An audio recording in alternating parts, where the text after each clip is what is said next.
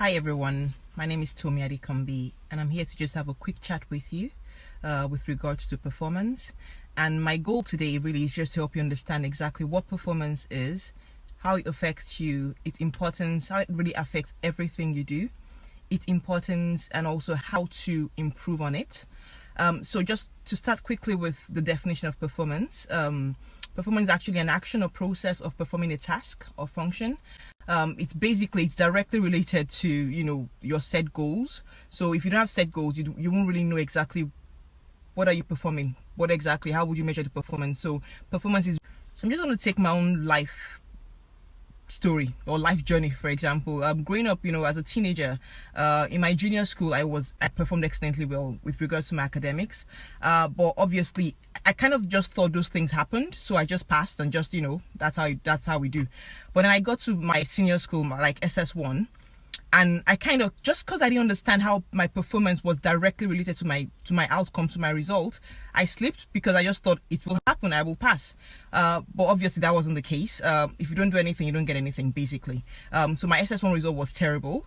But then I kind of went back to the drawing board. So like SS2, I sat up, I was like, okay, what did I do different in SS1 that was different from what I did in my junior school that made me have this poor result in SS1? And then I realized, okay, the thing is, I studied hard, I wasn't like messing about. I knew what I had to do, did my homework, immediately after lectures, after classes, took my notes to the hostel, studied, read my books, was ready for any tests. I took everything seriously. So I started back on that. I kept on doing that, and my SS2 result, it improved.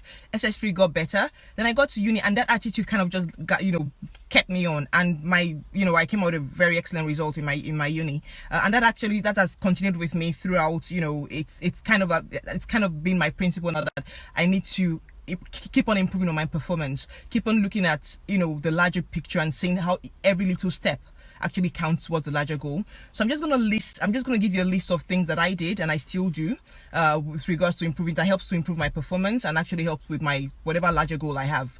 The first thing I obviously have to do is have a larger picture. I need to know exactly where am I headed to, what am I looking to achieve, why am I doing this. So for example, say I'm going to try and relate it as much as possible to being a teenager, because obviously I'm not talking to myself, I'm talking to a group of teenagers really.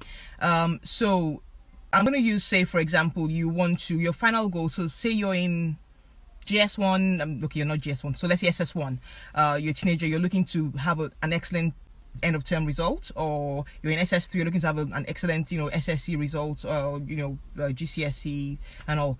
The first thing you need to do is, okay, what courses am I doing? I'm doing maths, English, biology, sciences, or arts, or social sciences. What result do I want to have? 5 A's, or do I want to have a couple of F's, or do I want to have like C's or B's? What exactly do I want to achieve? So you look at it and you look, okay, what do I need to do to get that? What is it? Okay, so say I want to have an A, I want to have a distinction. So let's say distinction starts at 70, for example. I look at it, what makes up that 70, or what makes up 100? So I know usually back then it was I think it was 60 was test and 40 was exam. Let's just assume I'm correct, okay? So the first thing you need to do is you're looking at the bigger picture. I want to get at least 70 to have an A. So you'll be like, okay, I'm not just going to jump to 70, which means if I fail my test, so remember I said we're taking it that test is 60, right, and exam is 40. So you're not just going to jump, okay, well, I'll ace my 60 test and then 10 exam and I'm 70. No, because it might not happen. So what you need to look at is, okay, we have how many tests? So we have 3 tests, 20, 20, 20, for example. Okay, this particular test, which is the next one, I need to ace this one. So what do? You look at, you study hard, you don't play games. I have a week to the test or 2 weeks to the test, because I think usually they give you like a good number of time to prepare for it. So we're like, okay, 2 weeks to the test, 5 topics. How am I going to break it down? Okay, this week I'm just, because the way I read personally, I read 3 times before I'm satisfied with my reading. So taking myself as an example, I know I have to read 3 times in 2 weeks, 5 topics. What do? Okay, this first week I'm just going to do my first reading. I will make sure I cover all of the 5 topics this week. If it's going to take me to do all night, whatever it is, I will do it. Then that means the second week I'm now going back, I'm doing my revision, I'm jotting down whatever it is I don't understand. I already know that first week I didn't understand that. I'm looking for people to explain it to me. and then by that second week, I'm doing my revision, I'm remembering everything I've read, I'm asking people questions, I'm also answering people's questions, because sometimes the way you learn is not only by asking people, you actually learn by teaching. You actually also learn by teaching others. So I do all of that, and I know that, okay, this third week, which is the test week, I should be ready by this time. Like, this is the deal. Any question asked, I should be able to answer the questions. So, and that's it. And I go for my test. So basically, I've broken everything down into little achievable steps. So I'm not just looking at just the bigger. I'm looking at the bigger picture, and I'm having simple, achievable steps to achieve those goals. So that's like the first thing to do with regards to improving your performance. So set, have a larger picture. Set achievable goals. Set down goals that are tiny, achievable, easy for you to conquer. Also put your goals, put that larger picture, put that main goal in visible places. Like what I do, I like to. There's something called like a vision board. Write things down, what you want to achieve. So you could be like, okay, I'm going to have an A in math. Put it on your wall, or next to your mirror, or where you brush your teeth. Something that will make that every time you wake up, you're looking at it. It's reminding you of, this is what I want to achieve. It's the same thing with every area of life. It could be, it could be that you want to maybe save a certain amount of money, or you want to be at a certain desired weight at a particular time of the year. Just have the goals, have them written down, put them somewhere that you can easily see, somewhere visible, somewhere that, when you wake up, you're looking at it. So just in case, or it could be someone you want to be like, have your picture, put it somewhere visible, so that just in case you're about to like fall off the wagon, you look at the picture, it reminds you of what you're aiming to achieve, it reminds you of your goal, so then it kind of helps you to get back on track. Another thing to do is to be disciplined. Discipline comes sacrifices, obviously. So when your friends are like, let's go on Gist, let's go on Instagram, or let's take this selfie, let's post it on Instagram, let's Facebook, just tell them, what, we can do all of this, but I've got this test to actually do, so I've got this test to prepare for. So tell them, after the test, we'll have all the hours in the day to do Instagram and all those things. So you got to be disciplined. I'm just going to rush through the next other steps, because obviously this is a very short clip, so I might not really delve into explaining all of the other things I list out. So yeah, you should be disciplined. Seek knowledge. Look for people that have done what you're looking to achieve.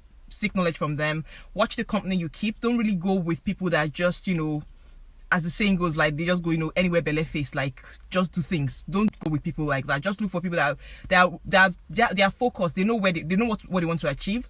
They are serious minded people. Look for those kind of people. So watch the company you keep. Reward yourself.